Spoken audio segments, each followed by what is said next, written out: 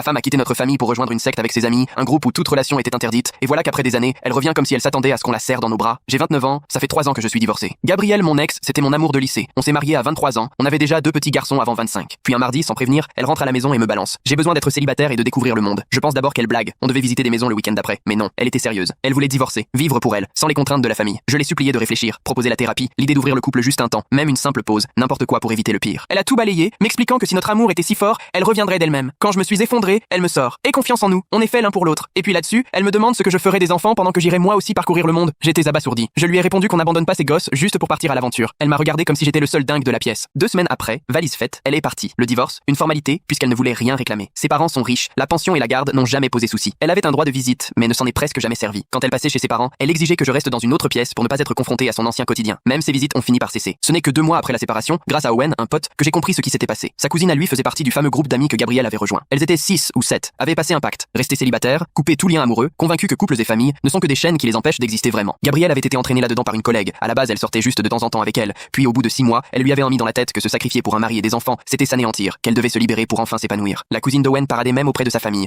toute fière d'avoir entraîné une femme mariée, mère de 2 enfants, à adhérer à leur cause. Owen en rigolait, trouvant le scénario ridicule. Divorcer, abandonner ses enfants juste pour les suivre. Pendant ce temps, moi je jonglais avec le boulot d'électricien à temps plein et 2 gamins en bas âge, 2 et 3 ans, qui ne comprenaient pas pourquoi leur maman avait soudain disparu. Personne ne sait par quel miracle, mais je m'en suis sorti. Les parents de Gabrielle, eux, culpabilisaient à fond, faisaient ce qu'ils pouvaient pour m'aider, et tentaient encore de raisonner leur fille, qui leur rétorquait qu'ils étaient incapables de comprendre l'époque actuelle. Puis le mois dernier, à 21h, ça sonne. Les enfants dormaient. J'ouvre, et là, je reste figé. Gabrielle, cheveux coupés courts, des tatouages sur les bras, sac à dos à l'épaule. Bonsoir, elle lance. Un large sourire comme si rien n'avait jamais changé. Je suis de retour. J'ai compris que c'était toi et les garçons qui comptaient vraiment. Je veux arranger les choses. Je la regarde, sans rien dire. Donc elle avait vadrouillé avec le groupe pendant 3 ans, craqué tout son argent, et réapparaissait, comme si elle pouvait effacer ce qui s'était passé. Elle enchaîne, me dit qu'elle a beaucoup grandi, qu'elle avait besoin de ce temps pour se trouver, que maintenant elle est prête à être maman. Puis elle me sort, tout naturellement, qu'elle voudrait voir les garçons. Voir les garçons, je répète. Tu veux parler des fils à qui tu n'as même pas téléphoné depuis plus d'1 an? Elle blêmit mais se reprend vite. Je sais que j'ai fait une erreur mais je suis là maintenant. Je veux réparer. C'est là que je remarque, garées au coin de la rue, ses amies dans leur voiture, 2 d'entre elles qui observent la scène, comme si elles attendaient que Gabrielle obtienne sa rédemption. Je fixe Gabrielle. Et les autres, elles sont où? Elle a l'air un peu perdue. Quoi? Ton groupe, la secte? Vous étiez 7, non? Son visage se décompose. Elle bredouille que ce n'était pas une secte, juste des copines qui se soutenaient dans leur choix. Je la coupe. Des choix? Tu as choisi d'abandonner ta famille. 3 ans. Les garçons ont choisi d'arrêter de demander quand leur mère reviendrait. Moi, j'ai choisi d'avancer, et aujourd'hui, je choisis de refermer cette porte. Elle s'accroche à l'encadrement. Attends, s'il te plaît, je me suis trompé. J'étais perdu. Ses amis, c'était toxique. Je le comprends maintenant. Et la prochaine fois que tu te sentiras perdu, quand les garçons se seront attachés à toi et que tu décideras de repartir pour te retrouver, les larmes lui montent aux yeux. Je te promets que ça n'arrivera plus. J'ai délicatement retiré sa main. Tu m'avais déjà promis quelque chose, le jour du mariage. Ça ne valait pas bien cher. J'ai fermé la porte. Elle a tambouriné 5 bonnes minutes avant de s'en aller. Les copines sont reparties sans même lui ouvrir la portière. Le lendemain matin, sa mère m'a appelé, très gênée, m'expliquant que Gabrielle était arrivé chez eux en pleurs, persuadé qu'il réussirait à me convaincre de lui donner une seconde chance. Ils ont refusé, lui rappelant que c'était sa décision et qu'il fallait désormais l'assumer. Aujourd'hui, mes fils sont 5 et 6 ans. Ils sont heureux, ils grandissent bien et ils n'ont plus aucun souvenir de leur mère. Et ce sera mieux ainsi.